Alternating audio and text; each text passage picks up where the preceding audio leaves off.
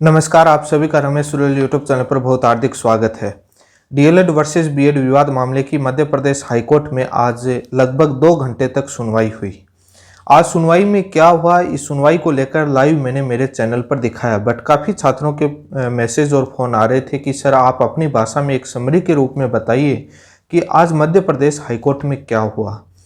आज इस वीडियो में इस बात पर चर्चा करूंगा कि जो बीएड की तरफ से जो आईए लगाई गई थी उस पर क्या हुआ, तारीख पर तारीख क्यों मिल रही है, फैसला क्यों नहीं हुआ, जब मैटर फाइनल हियरिंग के लिए डिस्पोजल के लिए लगा हुआ था। कोर्ट की तरफ से बीएड के जो वकील हैं उनसे क्या सवाल पूछे गए, डीएलएड के वकीलों से क्या सवाल पूछे गए, कोर्ट की तरफ से क्या टिप्पणी थी, इन तमाम बातों को लेकर इस वीडियो में विस्तार से चर्चा करूंगा। यदि आप मेरे चैनल पर पहली बार जुड़े हैं तो चैनल को सब्सक्राइब करें ताकि लेटेस्ट जानकारी आपको मिलती रहे। तमाम डीएलएड साथियों के पास ये इस वीडियो को शेयर करें ताकि सभी के पास ये आवाज़ पहुंचे कि क्या हुआ मध्य प्रदेश हाईकोर्ट में आज। सबसे पहले बीएड की तरफ से वकीलों ने बोलना शुरू किया तो बीएड के जो आर्गूमेंट है उन तमाम बातों पर चर्चा करेंगे। उसके बाद डीएलएड की तरफ से जो आर्गूमेंट हुए उन पर चर्चा करूँगा। बाद में जो दोनों तरफ की सुनवाई के दौरान जो कोर्ट की तरफ से जो टिप्पणी और जो सवाल पूछे गए बीएड के वकीलों से डीएलएड से, वो सवाल और जो टिप्पणी है वो भी मैं बताऊंगा। वैसे कोई शब्दों में हेरफेर हो तो आप चैनल पर जो सुनवाई लाइव दिखाई है वहाँ पर जाकर के आप देख सकते हैं पूरी डिटेल में क्या हुआ था। मैं एक समरी के रूप में मोटा मोटी तौर पर बताने की कोशिश करूँगा कि क्या क्या हुआ है। एग्जैक्टली कोई ऊपर नीचे भी हो जाए तो आप चैनल पर जाकर देख सकते हैं। जो आईए जो बीएड के वकीलों ने जो पिछली सुनवाई के अंदर हाईकोर्ट ने पूछा था कि आपने क्यों छुपाया, क्यों नहीं आपने डिस्क्लोज किया, जो आईए आपने सुप्रीम कोर्ट में लगा रखी है वो हाईकोर्ट में। इस पर आज बीएड के वकीलों ने कहा कि हमारे से मिस्टेक हो गई, हमारा कोई रॉन्ग इंटेंशन नहीं था, गलती स्वीकार कर ली कि हमारे से मिस्टेक हो गई। और सीनियर वकील थे वो बार बार यही कह रहे थे कि मिस्टेक हो गई, हमारे काउंसिल से गलती हो गई। तो इस बात पर आईए पर तो उन्होंने अपनी गलती स्वीकार कर ली, हमारी गलती हो गई, बट ये कह रहे थे कि कोई रॉन्ग इंटेंशन नहीं था। इसी के साथ में कुछ जजमेंट भी बीएड के वकीलों ने रखे जिसमें जो आईए हमारी हाईकोर्ट में अलाउ क्यों नहीं की जाए यदि हम सुप्रीम कोर्ट में बने हैं, और कई बार हम तथ्य नहीं रख पाए, गलती हो जाए और उसमें हम सरप्रेस मतलब दबा नहीं रहे हैं, और तमाम वो अपने आधार और तथ्य कारण बता रहे थे। साथ साथ में गलती के साथ साथ आईए अलाउ करने के लिए और क्यों नहीं डिस्क्लोज किया उसको लेकर के वो तमाम अपने सुप्रीम कोर्ट के 4 से 5 जजमेंट उन्होंने रखे। आपने सुनवाई में देखा भी होगा कि मोटी मोटी किताबें वो। आप मेरे इस वीडियो को देखने के बाद आप उस वीडियो को ज़रूर देखना, तब आपके वो भावार्थ और वो सारी चीज़ें समझ में आ जाएंगी कि कोर्ट में क्या क्या हो रहा था। मोटी मोटी किताबें वो सुप्रीम कोर्ट के फैसले और वो तथ्य आधार पढ़ा रहे थे और कोर्ट उसमें हाई कोर्ट उन सारी चीज़ों को नोट कर रहा था। उसके बाद कमाल की बात होती है कि बीएड के वकीलों ने इस बात को तो एक बार अपने आर्गूमेंट में कबूल कर लिया, कितनी बार कि एनसीटी का गजट नोटिफिकेशन सुप्रीम कोर्ट ने रद्द कर दिया है और एनसीटी के बेसिस पर ही हाई कोर्ट जो राज्य सरकार है वो योग्यताएं तय करती हैं और उसी के आधार पर भर्तियाँ होती हैं, और हमें एनसीटी का गजट नोटिफिकेशन रद्द होने पर हमारी योग्यता तो नहीं है। लेकिन इसी पर एक अलग तरीके से कोर्ट को डाइवर्ट करने की और मैटर से हटकर बात करने की कोशिश की, जिस पर बड़ी हंसी आती है। बड़ी कमाल की बात है कि एनसीटी का गजट नोटिफिकेशन तो रद्द हो गया, कोर्ट में कहते हैं, बट आरटीए एक्ट के आधार पर हम एलिजिबल है, धारा 23 का उल्लेख करते हैं। बड़ी कमाल की बात है। अपने बीएड के नेताओं से पूछ लेते, बीएड के नेताओं ने नहीं बताया कि कितनी बार आरटीए एक्ट में बोल दिया उन्होंने।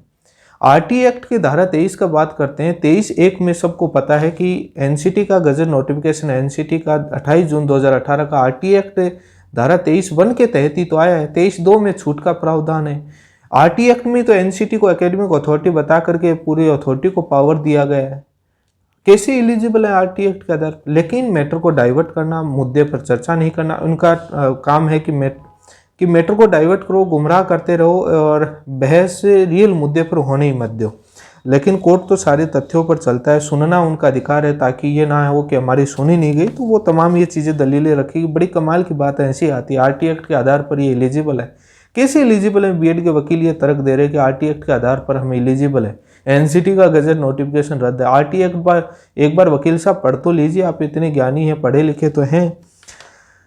लेकिन कोर्ट को गुमराह करने का और मैटर को डाइवर्ट करने का काम था। और ये भी कह रहे थे कि मैं अपॉइंटेड है, हमारी नौकरी बचाओ, हटाओ मत, ये तमाम दलीलें दे रहे थे। कोर्ट ने कहा कि हम वो चीज़ देखेंगे।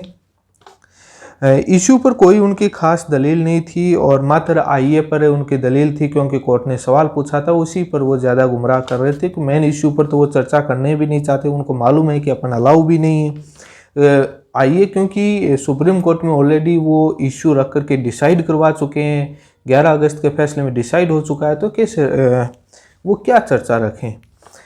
उसके बाद ये तमाम फैसले रखने में और वो पैराग्राफ पढ़ते गए, तब आधा पौन घंटा उनको लग गया, क्योंकि एक एक फैसले का पैराग्राफ पढ़ते हैं, बाद में इधर से देते हैं उधर से देते हैं, जजमेंट की कॉपी जज के पास जाती है, वो पैराग्राफ रीड करते हैं, तो आधा घंटा एक जजमेंट में 5 मिनट, तो 4-5 जजमेंट रखे मौखिक और बोलते गए, तो टाइम हो गया। उसके बाद डीएलएड की तरफ से जो एडवोकेट राजस्थान से जो विज्ञान शाह जी हैं, उन्होंने पक्ष रखना शुरू किया। तब उन्होंने पक्ष रखा तो कुछ जो कोर्ट की टिप्पणी आई वो मैं लास्ट में बताऊंगा, जो दोनों के आर्गूमेंट के दौरान। विज्ञान शाह जी ने विज्ञापन रखा कि विज्ञापन कैसे आया, उसमें कहाँ पर योग्यता मेंशन है, कैसे एनसीटी के गजट के आधार पर है। रामशरण मौर्य का उल्लेख किया कि मध्य प्रदेश सरकार कैसे बाउंड थी मानने के लिए, और उसके आधार पर योग्यता निर्धारित करके मध्य प्रदेश के सर्विस रूल रखे, किस आधार से ये योग्यता निर्धारण हुई और भर्ती प्रक्रिया जो पूरी हुई। उन्होंने सुप्रीम कोर्ट में अक्टूबर में जो सभी राज्य सरकारों को जो नोटिस जारी किया गया था, लिबर्टी दी थी आईए पार्टी बनने का, उसका आधार रखा। जो सुप्रीम कोर्ट में तमाम भर्ती प्रक्रियाओं को आउटकम रखने का, जो अपने फैसले के अधीन रखने का, वो फैसला पढ़ाया। और जो बीएड के लोगों ने जो आईए सुप्रीम कोर्ट में लगाई थी, उसके बाद उस आईए को अलाउ करना और सब्जेक्ट टू आउटकम रखना पूरी भर्ती प्रक्रियाओं, जो भी जहाँ भी जिस राज्य में हो, तो वो तमाम आदेश पढ़ाए। विज्ञान शाह जी ने 11 अगस्त 2023 के फैसले के वो अंश पढ़ाए जहां पर पैराग्राफ में ये लिखा हुआ है कि हमने सभी राज्यों को, बोर्ड को लिबर्टी दी थी, जो आए उनको सभी को सुना, जो प्राइवेट इंटरवेन जो भी आए सभी का पक्ष सुना, उसके बाद हमने फैसला किया है, उनको अलाउ किया है, सुना है और डिस्पोज कर रहे हैं। वो भी जो विज्ञान शाह जी ने पढ़ी कि BEd is not qualification, BEd qualification ही नहीं है, आर्टिकल 21 का जो कैसे वायलेशन हो रहा है, वो तमाम जो देवेश शर्मा बनाम यूनियन ऑफ इंडिया के फैसले में जो 11 अगस्त के फैसले में, वो तमाम दलीलें उन्होंने पढ़ी। जो स्टेट ऑफ मणिपुर वाला लास्ट पैराग्राफ है वो भी उन्होंने पढ़ा।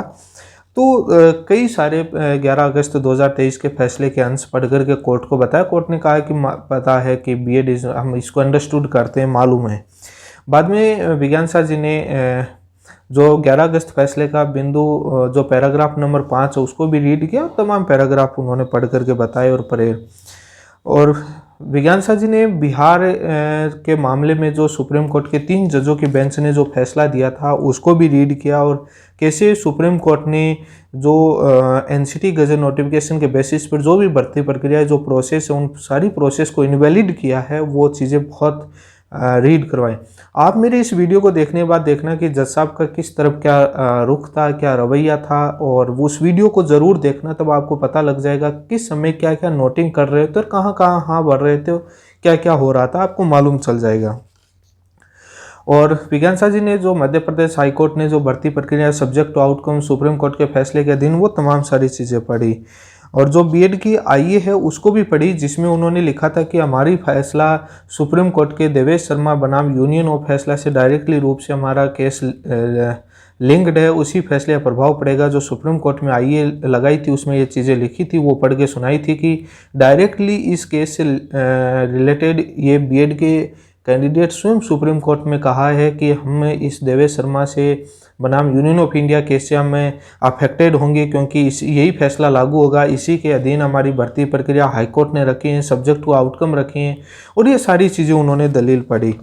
और जो मैं कई बार मणिपुर जजमेंट का जो 3 जजों बेंच का जो सुप्रीम कोर्ट ने 11 अगस्त के फैसले में जो लास्ट में जो जिक्र किया है, उसका भी आज उस जजमेंट को लेकर काफ़ी विस्तार से उस जजमेंट को रखा गया।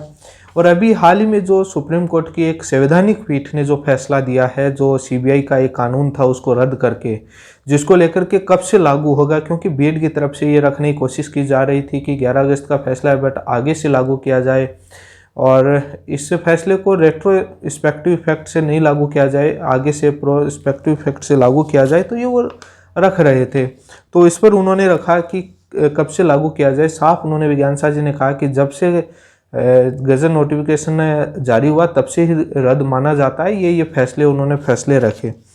और उन्होंने ये भी बताया कि बीएड ने जो आईए जो छुपाई है वो एक रॉन्ग इंटेंशन था, जानबूझकर छुपाई गई है, उसका अपोज भी किया।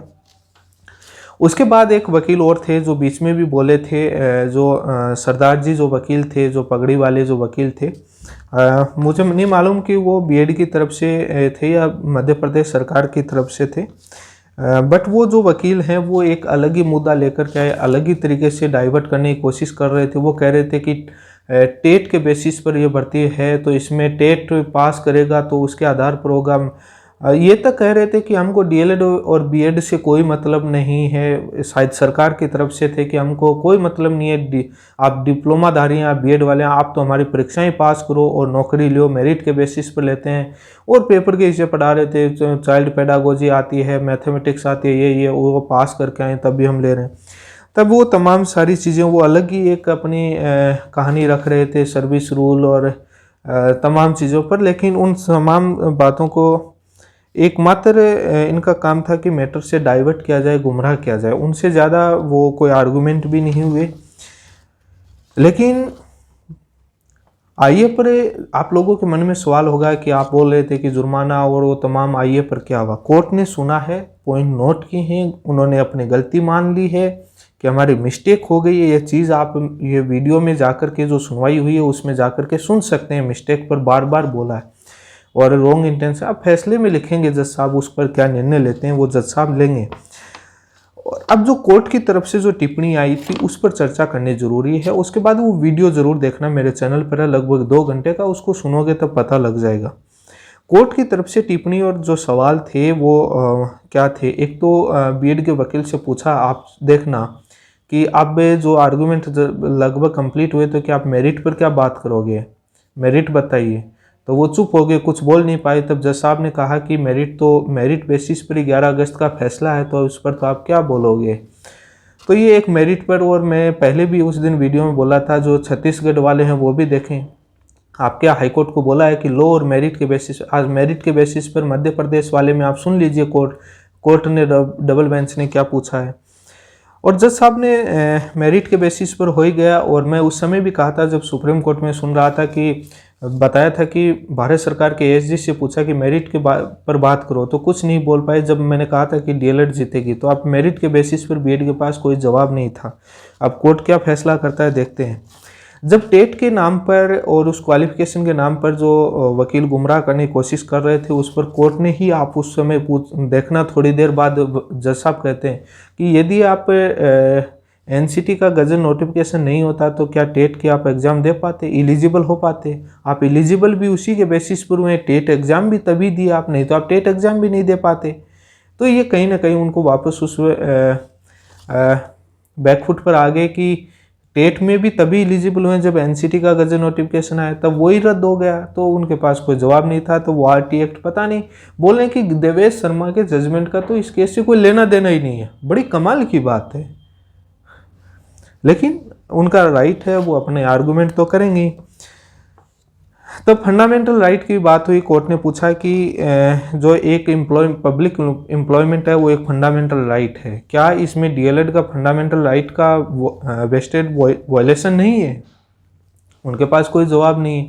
उनको ये भी कहा कि बीएड क्वालिफिकेशन तो नहीं है, आप ठीक है प्रोसेस और उस आधार पर मैटर पेंडिंग आपने ले लिया, बट बीएड क्वालिफिकेशन तो नहीं है। तो बार बार बीएड के वकील नौकरी से हटाने के लिए बोल रहे थे। तो उन्होंने कहा कि ये आपका कोई फंडामेंटल राइट नहीं है कि आप हमको हटाएं नहीं, वो तो हम देखेंगे। फंडामेंटल राइट ये है कि पब्लिक एम्प्लॉयमेंट में क्या उन्हें डीएलएड वालों का फंडामेंटल राइट नहीं है, जिस बेसिस पर नियुक्ति हुई है वो गजट नोटिफिकेशन रूल सारे उसी नोटिफिकेशन ही जब रद्द है। सीधा सवाल था कि आपको नौकरी पर क्यों रखा जाए। ये बीएड के वकीलों से और सरकार से पूछा गया कि क्यों नहीं आपको हटाया जाए। इस पर कुछ नहीं बोल पाए। अब जो कई लोग बोल रहे हैं कि जब सुप्रीम कोर्ट से फैसला है तो इस पर क्यों बहस हो रही है, क्योंकि इसको एक विवाद दिया जा रहा है कि आगे से लागू हो, प्रेजेंट और टाइम में चल रही भर्तियां और पीछे हुई भर्तियों में लागू नहीं हो, इसको लेकर के वो गुमराह कर रहे हैं। इसलिए इस मैटर पर डिटेल से सुनवाई हो रही है। तभी हमने आज सभी जो भी राज्य थे हमसे चर्चा, हमने कहा कि आप सब्जेक्ट टू आउटकम करवा लीजिए, आप मैटर को चैलेंज कर दीजिए, नोटिफिकेशन एनसीटी का और आपने राज्य सरकार के सारी चीज़ें चैलेंज करके सब्जेक्ट टू आउटकम और तमाम चीज़ें करवा। हमको मालूम था कि बाद में दिक्कत नहीं हो, लेकिन कोर्ट ने एक बहुत शानदार टिप्पणी की। कोर्ट ने ये बात तय की कि जो आपका 11 अगस्त 2023 का फैसला है वो उसमें कहीं नहीं लिखा हुआ है कि ये प्रोस्पेक्टिव इफेक्ट से लागू किया जाए, मतलब आगे से लागू किया जाए, पीछे से लागू नहीं किया जाए, रेट्रोस्पेक्टिव इफेक्ट से लागू नहीं किया जाए। कहीं पर भी नहीं लिखा हुआ है ये चीज़ तो कि आगे से भविष्य से लागू किया जाए। तो कहीं ना कहीं ये टिप्पणी बहुत बड़ी है कोर्ट की तरफ से। आप सुन सकते हैं, आप सुनेंगे तब आपको पता लग जाएगा। और कोर्ट ने ये भी कहा कि रूल देखेंगे, रूल के बेसिस पर सारी चीज़ें होंगी। रूल क्या है, रूल के आधार पर आप बात बताओ। तो एक बार बीएड के वकील ने कोर्ट में ज़्यादा कुछ जो विज्ञान साहब जी बोल रहे थे बोलने की कोशिश, तब कोर्ट ने, और पहले भी एक दो बार बीएड के वकीलों ने डांटा भी था जो इंटरवीनर थे कि आप रेस्पोंडेंट नहीं है, आप इंटरवीनर हैं, तब वो साइलेंट रहे थे। और आइए पर सुप्रीम कोर्ट ने डिस्पोज किया है। सुप्रीम कोर्ट ने, मैंने पहले भी कहा था वीडियो में, ओनली उन्होंने एनसीटी का गजट नोटिफिकेशन रद्द किया है। तो हाई कोर्ट ने यही कहा कि देवेश शर्मा बनाम में उन्होंने इश्यू डिसाइड किया है, इस पर वो साइलेंट रहे, कुछ बोले नहीं, क्योंकि मैटर हाई कोर्ट में पेंडिंग थे। सारी चीज़ें हाई कोर्ट की ही तो वो बीएड वाले सुप्रीम कोर्ट लेके गए थे पूरे मैटर को, प्रेयर को। अब ये आपके मन में सवाल होगा कि लगभग आज जज साहब ने कहा कि लगभग सुनवाई तो कंप्लीट हो गई है, थोड़ी बहुत रही है, और बीएड के वकीलों को उन्होंने कहा कि हमारी कंप्लीट नहीं हुई, कम बाकी रही है। एक वकील साहब ने कहा, तो कोर्ट ने कहा कि आपके दोनों के आर्गूमेंट लगभग सेम है क्या, अब अलग से है। तो विज्ञान साहब जी ने कहा कि कोर्ट बोला कि स्पेशल बेंच थी कोर्ट की गठित की भी, तो और भी मैटर थे। कोर्ट ने कहा कि आज आधा ही लगभग सुन लिया और बाकी थोड़ा बहुत कल सुन लेते हैं। तो विज्ञान साहब जी ने कहा कि मैं राजस्थान से आया हूँ सर, मैं 5-10 मिनट लूँगा और 5-10 मिनट ये 15-20 मिनट का काम है, हो जाएगा। कोर्ट ने कहा कि नहीं, कल ही सुनेंगे, स्पेशल बेंच गठित की हुई है सीजीआई की तरफ से, ये तमाम चीज़ें। तो बाद में बीएड के वकीलों ने कहा कि सर कल नहीं, आगे की 2 वीक का टाइम मांगा। बाद में कोर्ट 16 अक्टूबर तय कर रही थी, 16 अक्टूबर से बाद में 28 अक्टूबर पर बीएड के वकीलों ने कहा। बाद में विज्ञान साहब जी ने कहा कि 27 रख दीजिए, उनका कोई कोर्ट में मैटर होगा हाई कोर्ट में राजस्थान में। उन्होंने विज्ञान साहब जी ने कहा कि राजस्थान से आता हूँ सर, जल्दी डिसाइड कर दीजिए अपॉइंटमेंट, और बहुत सारी चीज़ें उन्होंने रखी। उसके बाद कोर्ट ने तमाम चीज़ें देखते हुए बाद में 2 नवंबर है वो 2023 तारीख फिक्स की गई। और तारीख कौन मांग रहा था, आप मेरे उस वीडियो में जो डाला है उसमें देख सकते हैं। एक बार बीच में बीएड के वकील आते हैं कि सर हमको जाना टाइम नहीं है और आगे सुने, तब कोर्ट ने कहा कि सुप्रीम कोर्ट ने सब कुछ डिसाइड किया हुआ, मात्र 10 मिनट फाइनल हियरिंग के लिए लगा, मात्र 10 मिनट और लगेंगे उस मैटर को डिसाइड करने। पहले ही वो तारीख लेने फिराक में हो गए, बहाना दे करके जाना चाह रहे थे, लेकिन कोर्ट सुनना चाह रहा था, समय लग गया। उसके बाद वो कौन तारीख मांग रहा था, उस वीडियो में जाकर के आप लास्ट में जाकर के सुन लीजिए, पता लग जाएगा कौन तारीख। जो बीएड वाले गुमराह करते हैं कि हम नहीं मांगते, पता लग जाएगा। लेकिन कितनी बार, लगभग सुनवाई कंप्लीट हो चुकी है, थोड़ा बहुत आधे पौन घंटे का मैटर और रहा है और फैसला तो होएगा। और मेरिट, अब इस मेरे वीडियो को देखने के बाद आप उस वीडियो को देखना, तब आपके पूरी चीज़ें समझ में आ जाएंगी क्या है। क्योंकि जो पूर्व और पीछे से लागू ना हो, रेट्रो और प्रो वाला जो विवाद जो लेके आए, उसी पर थोड़ा समय लग रहा था। लेकिन कोर्ट पूरी प्रोसीजर देखना चाहता है कि कब कब क्या हुआ, क्या क्या रद्द हुआ, फैसले को पूरा पढ़ाया गया, क्या क्या हुआ, किस किस बेसिस, क्योंकि पूरा एक प्रोसेस पढ़ाना पड़ता है। डायरेक्ट अपन तो जानते हैं कि जजमेंट है, बट कोर्ट के सामने रोज जजमेंट आते हैं, तो पूरी प्रोसेस पढ़ाई गई। आप देखा होगा जजमेंट लिखा जा रहा है, पूरी नोटिंग हो रही है। सुप्रीम कोर्ट में जब अपनी सुनवाई होती तो मैं कहता था कि नोटिंग कर रहे हैं, देखना। आज भी देखा होगा कि हाई कोर्ट के अंदर जज साहब पूरे नोट कर रहे थे, जो जो पक्ष बोल रहा था सारी चीज़ें नोट कर रहा था। एक और चीज़ें आई थी कि जज साहब ने पूछा था कि आपने हाई कोर्ट में जो जितने आईए लगाई है वो सारे सुप्रीम कोर्ट गए हुए हैं। तब उन्होंने कहा कि 8-10 लोग नहीं गए हुए। तब कोर्ट ने कहा कि ऐसा क्या हुआ कि आपने मिक्सअप क्यों किया यहाँ पर, जो कुछ नए नाम जोड़ करके और बाकी वो गए हुए, लगभग आपकी मेजोरिटी वहीं पर गई हुई, ये मिक्सअप क्यों किया। तो वो कुछ बोल नहीं पा रहे थे। और ये तमाम सारी चीज़ें, बात जब मेरिट और लो और ये चीज़, तो सारी चीज़ें आप सुन रहे थे कि एनसीटी का गाइडलाइन बाउंड है, रद्द हो चुकी है। अब वो सारी चीज़ें देख रहे हैं, कब कब भर्ती प्रक्रिया विज्ञापन आया, कब कब क्या हुआ, कब कब अपॉइंटमेंट हुए, सब्जेक्ट को आउटकम कब रखा गया, और सुप्रीम कोर्ट में किस प्रकार से जो बीएड की तरफ से जो आईए लगाई गई थी वो किस प्रकार से उनके लिए घातक बन रही है। आप स्वयं ये बीएड वाले भी देख रहे हैं और वो सबको पता भी लगा।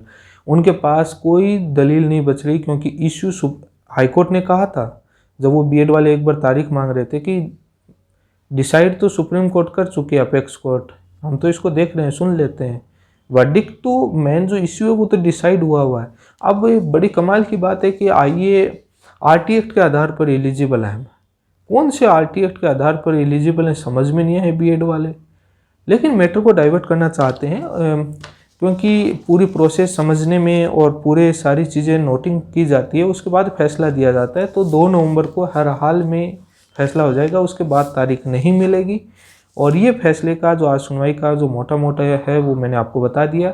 इसमें कोई आपको त्रुटि लगी हो तो वो मेन जो आज सुनवाई का 2 घंटे का वीडियो उसको देखें, उसमें पूरी क्लियर हो जाएगा। मैंने मेरे अपने शब्दों में उसको पूरा बताया, उसमें कोई गलती हो सकती है ऊपर नीचे तो उसको आप देखें, क्योंकि कोर्ट का मैटर है तो कुछ कई बार आवाज़ नहीं आती है या सुनने में कोई रह जाता है तो आप वो देख सकते हैं। मैंने लगभग अपने वो बातें रखने की कोशिश करी है, समरी अपने शब्दों में, अपने विचार में। तो इसी के साथ आप सभी का बहुत बहुत धन्यवाद।